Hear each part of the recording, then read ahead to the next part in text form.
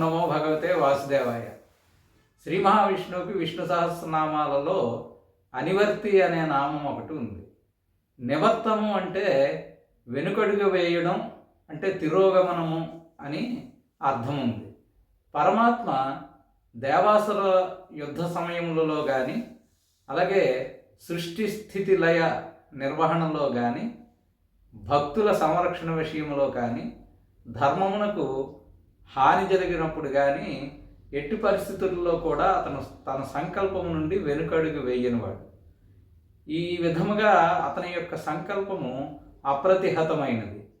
మనము గజేంద్ర రక్షణ సమయంలో కానీ, ద్రౌపది మాన సంరక్షణ సమయంలో కానీ, ప్రహ్లాదుడిని రక్షించిన విషయంలో కానీ ఈ విధమైన అతని అనివర్త లక్షణము మనకి గోచరమవుతుంది.